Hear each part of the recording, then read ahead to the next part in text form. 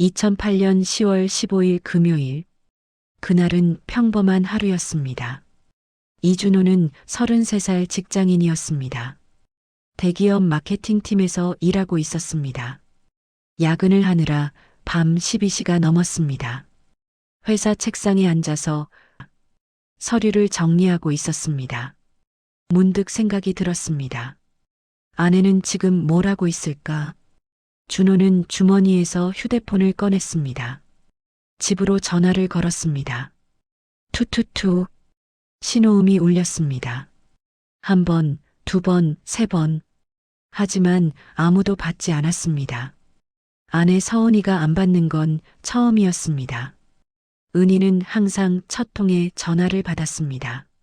남편이 늦어진다는 전화를 받으면 냉장고에 있는 밥을 데웠습니다. 늦은 밤이면 라면을 끓여줬습니다. 따뜻한 계란말이를 만들기도 했습니다. 하지만 그날은 달랐습니다. 준호는 불안해하기 시작했습니다. 다시 전화를 걸었습니다. 여전히 아무도 받지 않았습니다. 준호는 택시를 재빨리 탔습니다. 빠르게 집으로 향했습니다. 가슴이 철렁했습니다. 뭔가 안 좋은 느낌이 들었습니다. 더 이상 모르고 싶지 않은 그런 느낌. 택시가 강남 아파트 앞에서 멈췄습니다. 준호는 돈을 내밀고 뛰어내렸습니다. 엘리베이터를 타고 21층으로 올라갔습니다. 집 문이 열려 있었습니다. 현관부터 이상했습니다. 은희의 신발이 없었습니다. 검은색 구두가 없었습니다. 운동화도 없었습니다. 신발장을 열었습니다. 은희의 신발이 모두 사라져 있었습니다. 준호는 심장이 철렁 내려앉았습니다. 집 안을 뛰어다녔습니다. 거실에 급히 들어가 봤습니다. 소파에 아무도 없었습니다. 침실로 갔습니다. 침대만 있었습니다. 욕실을 확인했습니다. 아무것도 없었습니다. 그리고 옷장을 열었습니다. 은희의 옷들이 없었습니다. 아리아리, 해쉬, 프린스 모양 옷들이 다 사라져 있었습니다. 짐 대부분이 사라져 있었습니다. 옷장 바닥에는 먼지만 남아 있었습니다. 준호는 그제야 완전히 깨달았습니다. 은희가 떠난 거였습니다. 자기 발로 떠나버린 거였습니다. 이준호와 서은이는 5년 전 2003년에 결혼했습니다. 결혼식은 63빌딩 근처 예식장에서 했습니다. 결혼식에서 은희는 가장 아름다웠습니다. 하얀 드레스에 레이스 장식, 머리에 꽂은 진주 비녀, 환하게 웃는 미소. 준호는 세상에서 제일 행복했습니다. 이보다 행복한 순간이 있을까? 준호는 그렇게 생각했습니다. 은희는 좋은 아내였습니다. 정말 좋은 아내였습니다. 준호가 회사에서 일할 때 은희는 집을 잘 관리했습니다. 집에 오면 항상 밥이 준비되어 있었습니다. 된장국, 미역국, 소고기국. 음식은 항상 따뜻했습니다. 준호의 옷은 항상 깨끗했습니다. 흙이 묻은 양복도, 맥주를 쏟은 셔츠도 모두 깔끔하게 세탁되어 나타났습니다. 집은 항상 정갈했습니다. 거실 바닥은 반들거렸습니다. 화장실은 냄새 하나 나지 않았습니다. 침대 시트는 매주 바뀌었습니다. 준호는 감사했습니다. 정말 감사했습니다. 하지만 표현하지 못했습니다. 회사 일이 바빴습니다. 매일 밤 10시가 넘어서야 집에 도착했습니다. 주말에도 노트북을 들고 집에 왔습니다. 일주일에 하루도 쉬지 않았습니다. 은희가 뭘 해줄 때마다 고마워다고 했지만 그게 전부였습니다. 포옹도 없었습니다. 뒷목을 쓸어주거나 손을 잡거나 하는 일도 없었습니다. 키스도 없었습니다. 침대에 누워서도 준호는 휴대폰을 봤습니다. 메일을 확인하고 리포트를 작성했습니다. 은희는 옆에 누워 있었지만 준호는 보지 못했습니다. 그냥 일상이었습니다. 일상이 계속되었습니다. 준호는 당연하다고 생각했습니다. 아내가 남편을 위해 하는 게 당연한 거라고, 음식을 해주는 게 당연하고, 옷을 빨아주는 게 당연하고, 집을 치우는 게 당연하다고. 시간이 지나면서 작은 변화들이 생겼습니다. 은희가 준호에게 말을 걸었습니다. 여보, 오늘 회의는 잘 됐어. 준호는 답하지 않았습니다. 휴대폰을 보고 있었으니까. 이메일이 계속 울렸습니다. 카톡 메시지가 들어왔습니다. 은희의 목소리는 준호의 귀에 들리지 않았습니다. 은희가 함께 TV를 보자고 했습니다. 드라마가 시작되는데, 여보, 이거 봐봐. 너도 좋아하잖아. 준호는 대답했습니다. 내일 회의 자료를 봐야 해. 지연되고 있는 보고서 때문에야. 은희는 포기했습니다. 더 이상 말을 하지 않았습니다. TV를 혼자 봤습니다. 식탁에서 밥을 먹을 때 은희가 오늘 있었던 일을 말했습니다. 여보, 오늘 마트에 갔는데 새로 난 음식이 있더라고.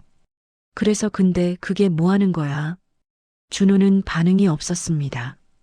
딴 생각을 하고 있었습니다. 내일 프레젠테이션 자료는 이 정도면 충분할까? 은희는 계속 말했습니다. 그리고 주부 카페에서 만난 언니도 있는데 정말 좋은 사람이더라고. 언니가 이렇게 말하더라고. 남편이 자신을 봐주지 않으면 아내는 세상에서 가장 외로운 사람이라고.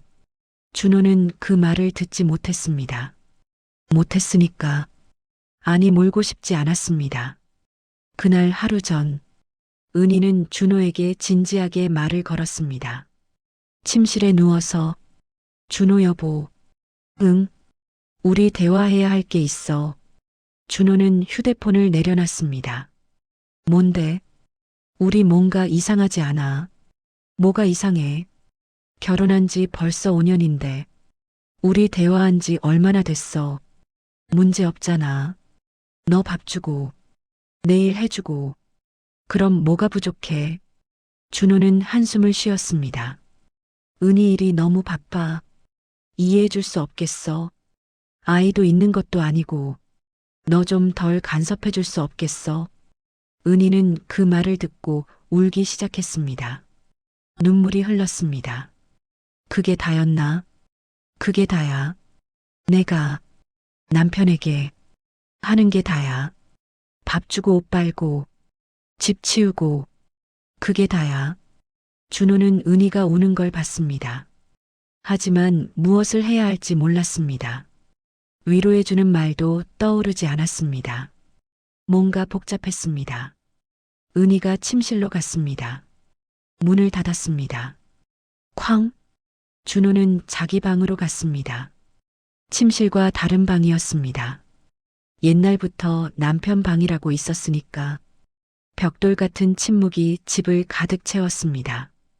다음 날 아침, 준호가 깼을 때 은희는 이미 일어나 있었습니다. 주방에서 뭔가를 하고 있었습니다.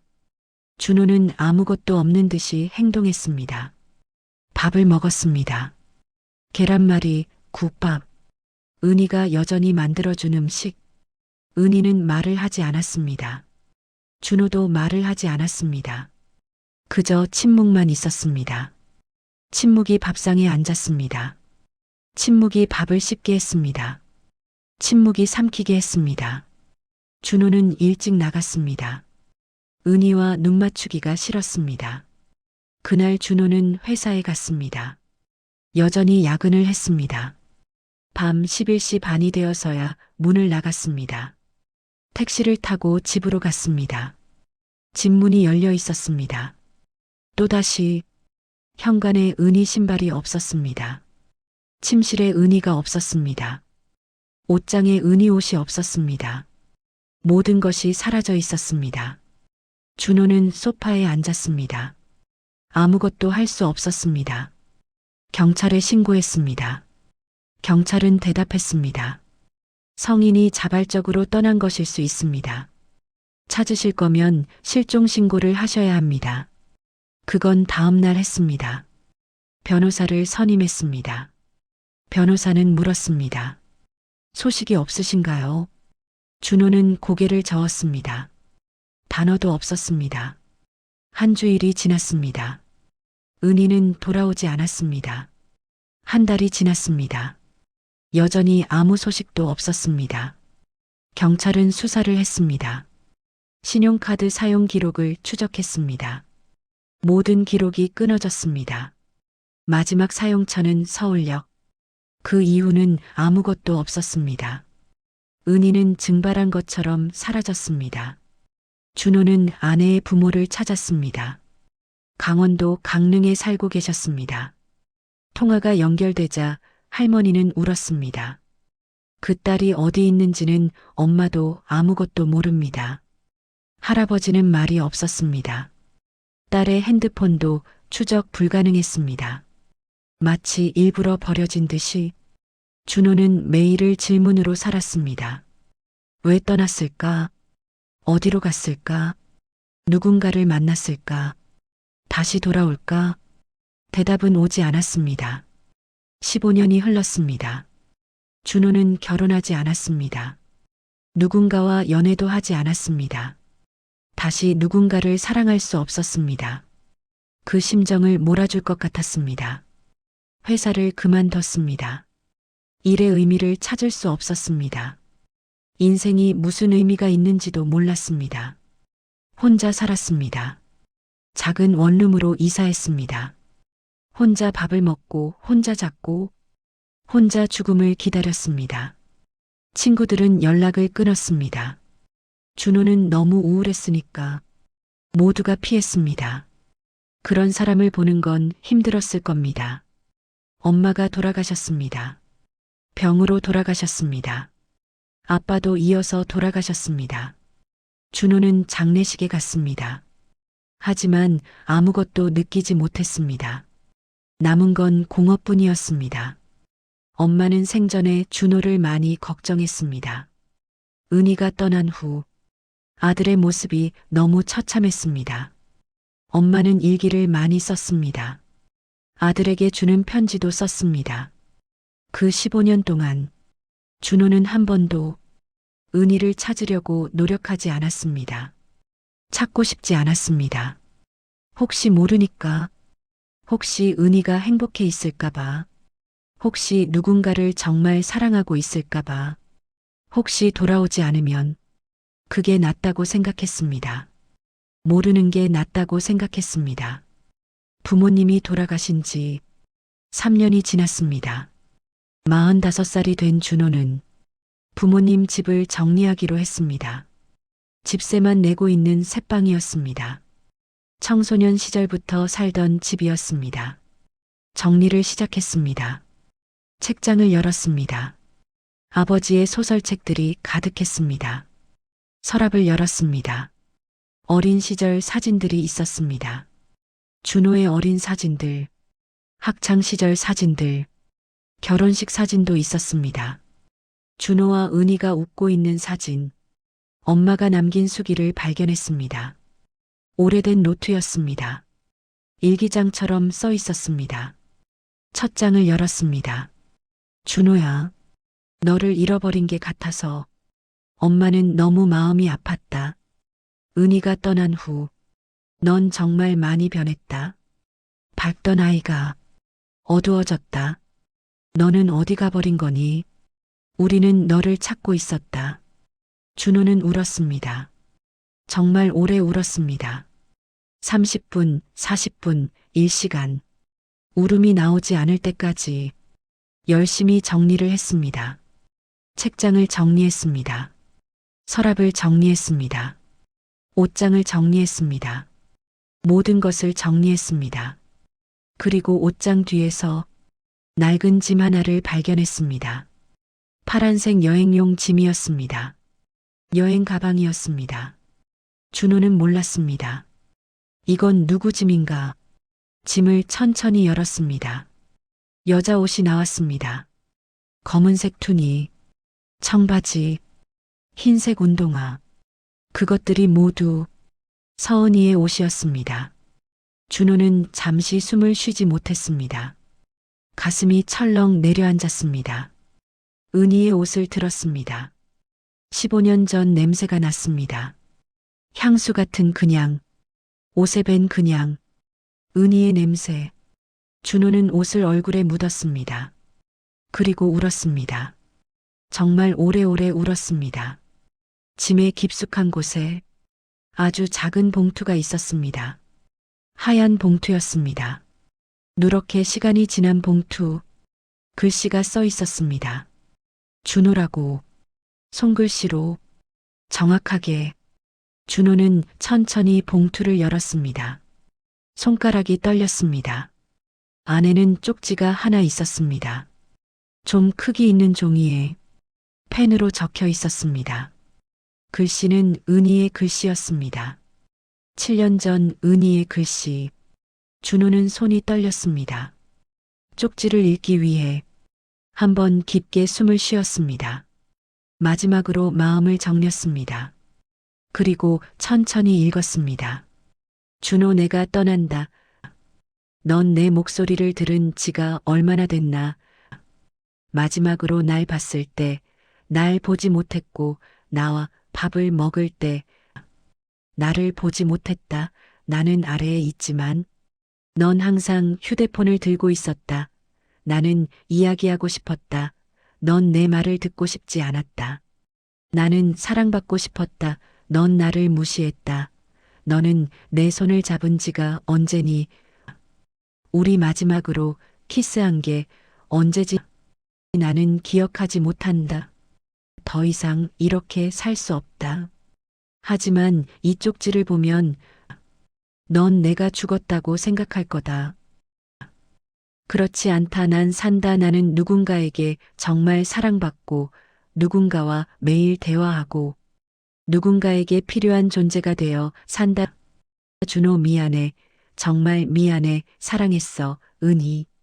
준호는 그 쪽지를 읽고 바닥에 주저앉았습니다. 손이 떨렸습니다. 한 문장이 계속 반복됐습니다. 넌 항상 휴대폰을 들고 있었다. 너는 내 말을 듣고 싶지 않았다. 너는 나를 보지 못했다. 너는 내 손을 잡은 지가 언제니? 넌 나를 무시했다. 준호는 무너졌습니다. 진짜 무너졌습니다. 15년 동안 준호는 왜 은희가 떠났는지 생각해 본 적이 없었습니다. 은희가 누군가를 만났다고 생각했습니다. 은희가 다른 남자를 사랑한다고 생각했습니다. 그래서 은희가 떠났다고 생각했습니다. 하지만 그게 아니었습니다.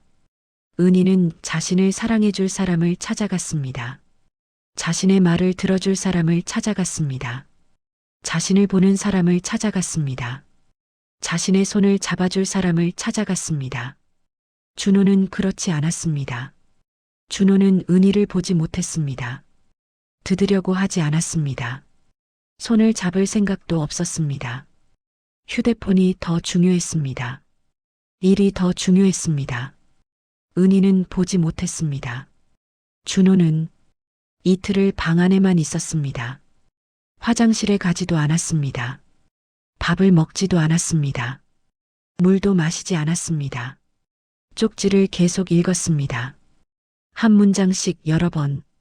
마지막으로 날 봤을 때 날 보지 못했고, 나와 밥을 먹을 때 나를 보지 못했다. 나는 누군가에게 정말 사랑받고, 넌 항상 휴대폰을 들고 있었다. 준호는 지금이라도 은희를 찾고 싶었습니다. 은희가 어디 있는지 알고 싶었습니다. 잘 지내고 있는지 알고 싶었습니다. 행복한지 알고 싶었습니다. 미안해한다고 말해주고 싶었습니다. 정말 미안하다고 눈물 흘리며 말해주고 싶었습니다. 하지만 15년이 지났습니다. 은희는 아마 다른 이름으로 살고 있을 겁니다. 서은이가 아닌 다른 이름으로, 다른 누군가의 아내일지도 모릅니다. 아이의 엄마일지도 모릅니다. 그렇게 행복해 있을지도 모릅니다. 그래서 준호는 찾지 않았습니다. 찾지 못했습니다. 찾으면 그게 깨질 것 같았습니다. 은희의 행복이 자신이 있다면 은희가 행복할 리 없다고 생각했습니다. 준호는 그 쪽지를 들고 창밖을 바라봤습니다. 해가 지고 있었습니다. 붉은 해가 또 다른 하루를 마감하고 있었습니다. 15년의 세월이 그렇게 흘러갔습니다.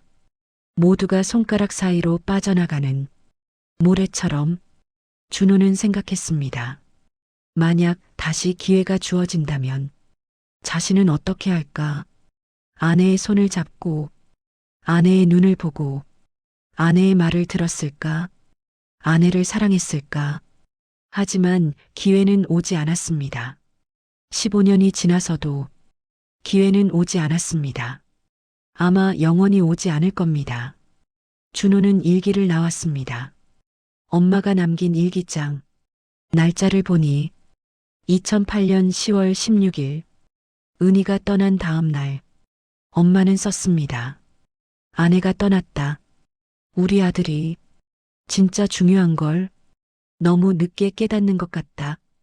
현재 준호는 48살입니다. 여전히 혼자입니다. 같은 원룸에 혼자 살고 혼자 밥을 먹고 혼자 죽음을 기다립니다. 다만 다른 점이 하나 있습니다. 이제 준호는 휴대폰을 내려놓습니다. 사무실에 가서도 쉬는 시간에는 휴대폰을 봤던 사람이 지금은 내려놓습니다. 혼자 앉아서 아무것도 하지 않고 그냥 생각합니다.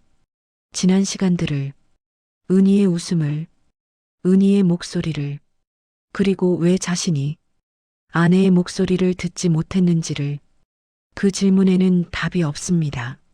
만약 당신의 옆에 누군가가 있다면 지금 당장 휴대폰을 내려놓으세요.